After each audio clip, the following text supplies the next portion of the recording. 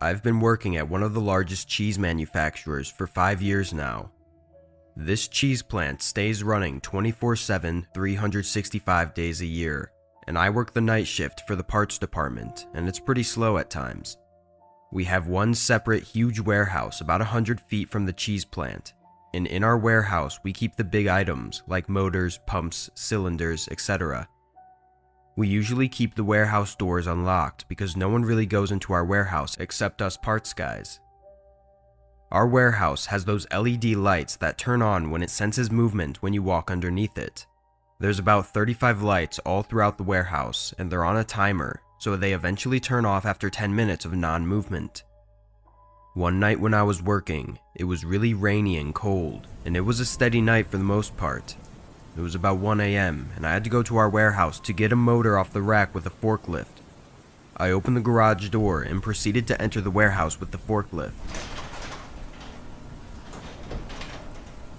Upon entering, I noticed in the back corner of the warehouse that the LED motion light was on.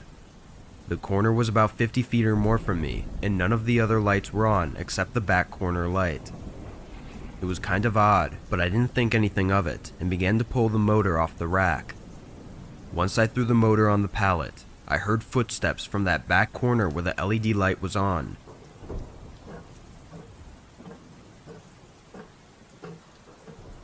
Hello? Is someone there?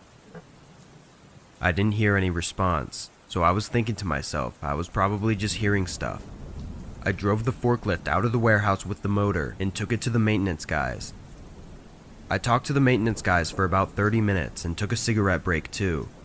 I finally went back to our warehouse at about 2 a.m. to close the garage door that I had left open. I walked up to the garage door and glanced into the back corner of the warehouse and saw that the LED light was now turned off. I closed the door and was walking back to the main door to exit the warehouse, but then I heard footsteps again and saw the back corner LED light turn on, followed by a row of lights turning on as if someone was walking towards me. As the lights were turning on, I saw a man dressed in all black emerge from the darkness. He had tattoos all over his face and looked me straight in the eyes. I humbled a few words out, saying, Who are you? He looked at me without saying anything. I'm 6'2", so I knew I could take the guy if he tried to rush at me.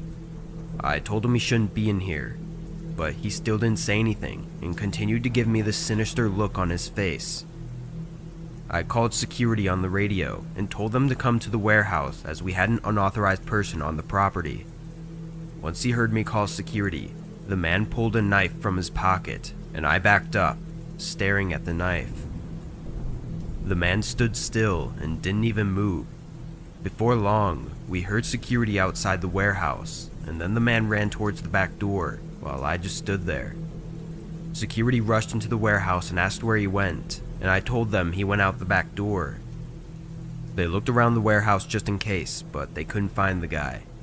Once 6 a.m. came around, I told my supervisor about what happened, and he said he would check the security cameras to see where the guy ran off to.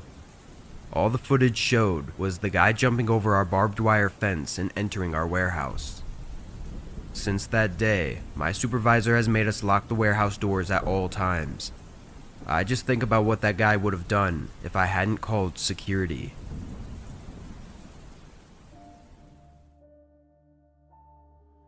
I took my dog for regular walks around my neighborhood every night after dinner. There was nothing ever interesting about the walks. I basically just went around the block and then back home. For context, I'm a female in my late 20s and I live in a middle-class neighborhood. The town is considered very safe though, with a low crime rate, and I've never felt that I was in danger for the whole 15 years I've lived here, except for this one night. It was just past 7, and I got home and ate a quick frozen dinner. Then I got my dog ready for the walk. It was winter, so the sun set early and it was dark. Though the town does well at keeping the streets and sidewalks mostly lit up with street lights. As I walked, I turned the corner that connects to a path that goes directly alongside a park. This was my usual walk, as it makes a nice circle back to my house and takes a perfect 15 minutes. It was a quiet night, which wasn't uncommon during winter here. I stood on the snowy sidewalk, watching my dog sniff around a tree. Then I started looking around the park when I noticed a car parked on the side of the road up ahead, right next to the sidewalk I was on. All of its headlights were off, but the light inside the car was on, and I could see someone moving around in the front seat. I tried not to make it obvious that I was looking at them, just in case they saw me, but I was really curious about what they were doing. The location they were parked at was not really near any houses, and it was a bit late and cold, so I wasn't sure what they were doing. I wasn't worried or anything, I was just unsure. I tugged my dog's leash and started walking along the path again. Getting closer, I saw that it was a man, and he seemed to be looking for something in his car, searching frantically through his glove box. I was still half looking and half looking away, trying not to be noticed, when the man suddenly looked up and made eye contact with me. My first reaction was to look away, but then I looked back. I was only 10 or 15 feet from his car at this point, and the man held his hand up in a friendly gesture and rolled his window down. Excuse me, would you mind helping me out with something? He yelled through his window. The man looked around my age, and just like any other guy, I asked him what he needed, and he basically just said something was wrong with his car and it wouldn't move, but he was using a lot of car words that I didn't even understand. Regardless though, I was of no use to him. I'm sorry, I can't really help with that, I responded, pulling my dog and starting to walk again. Taking several more steps down the path, I heard the faint sound of the window rolling back up, followed by the car turning on, and a few seconds later, driving away.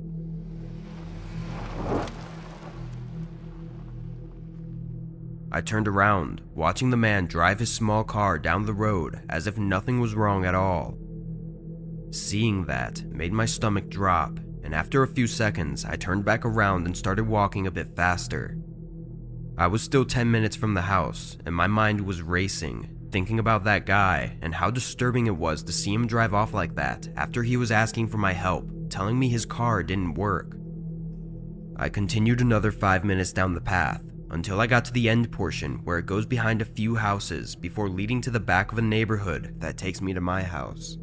This part was darker and secluded.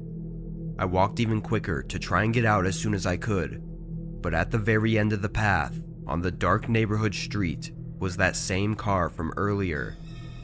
I could only see the very front of the car, but I still recognized it. It looked like he was parked in a way so that he was trying not to be seen. I turned around, pulling my dog with me and beginning to jog in the other direction, back the way we came. When we got back to the park, I turned down the street and took a long route home that kept me nearby other houses.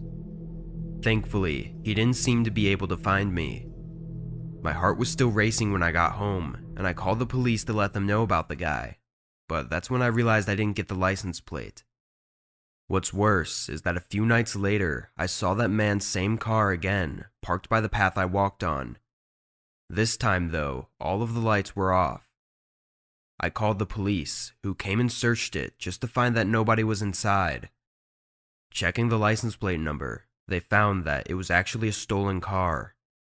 Knowing this, I got a really sick feeling thinking about my encounter with the man.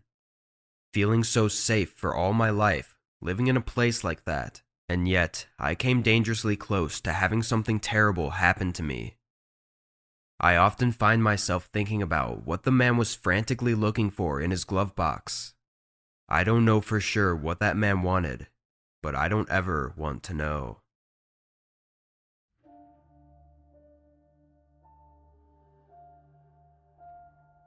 This happened last year. I was at home taking a shower before bed. It was later than I usually stayed up, but I had a lot of work to get done and I didn't have work the next day. I stood in the shower, winding down after the long day, when I heard something. A click. It was faint, but it sounded like it was from inside the house. I thought it was some sound the house made, no big deal at all, and continued showering, until I heard it again, right outside the bathroom door. I rinsed real quick, then turned the shower off.